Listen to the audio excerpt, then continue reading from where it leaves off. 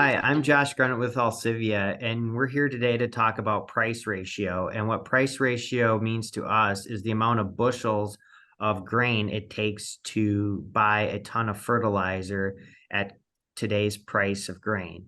And so we have with us Mike Christensen from Alcivia and Dylan Beaver from Alcivia to talk about those ratios. So, Mike, with being in charge of fertilizer procurement for Alcivia, what are you seeing in fertilizer markets today as it relates to price ratios?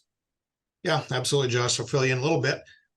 So when we talk with our agronomists, our growers, that fertilizer purchase is really it's a very emotional thing that we do. There's a lot of output of cash in the fall, waiting 6 to 8 months for that return to happen when you're planting your crop. So what this does is the price ratio really takes the emotion of it out for me and for our agronomists. And when it compares that, how many bushel does it take to pay for a ton of fertilizer? So we're talking about DAP and potash for fall here, fall applications. And today, when you look at that ratio on potash specifically, we're at 94 bushel it takes to pay for a ton of fertilizer. So when you break that down, like on a 200 bushel crop, Josh, it takes 14 bushel to pay for 300 pounds of potash that you might be putting on this fall. So kind of get that down into a granular level at 14 bushel an acre. When you look at DAP, say we're putting 150 pounds of DAP on this fall, it takes about 10 bushel of that crop to pay for that DAP application.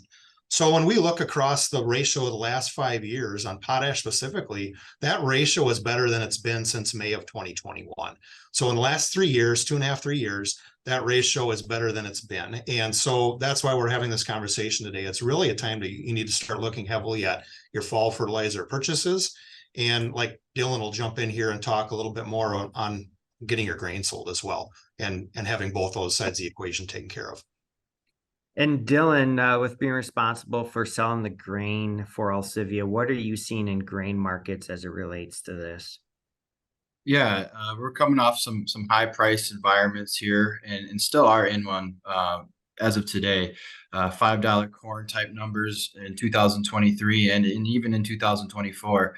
And I think that's something what we want to talk about here today is 2024 marketing, and looking at this fall fertilizer purchases and looking into the future more so than just what's going to happen this fall with the corn market and the soybean market. So we'd like to look at 2024, and look at the corn price out there and how does that compare to these fertilizer prices, and come back into that range, and how does it make sense?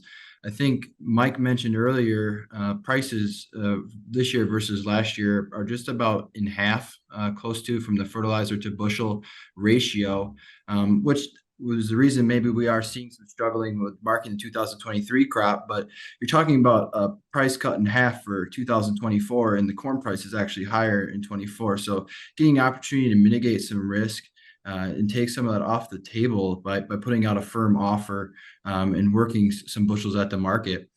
I think the next part Mike talked about as well is a 200 bushel an acre kind of type producer, and where he was at for his bushels. I think it was about maybe 25% of that would you'd have to go market that at the market to offset some risk, and kind of you leave about 75% of your crop that you could use for extra marketing throughout the year. So you could go out today and take some of that risk off the table by putting an offer in, or making a trade, and then that offsets your inputs, and then you have the opportunity for the rest of the year to use about 75% of the rest of that crop, for your marketing.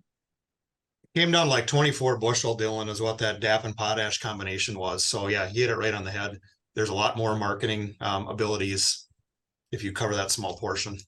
Yeah, and as we see trend line yields continue to go higher, we're growing more bushels. We're doing a better job of growing bushels, and as you sell just enough bushels to cover those input costs at a good 5-year average, or a price ratio as we call it, you'll have a lot more bushels to market thereafter, after just covering your input costs in a good spot. And to me, that's good business management. That's a good way to take risk off the table, and leave yourself open to trying to capitalize on better markets or better scenarios, and just running a good business. So with that, I think that's pretty much everything we have today. Thanks for joining us.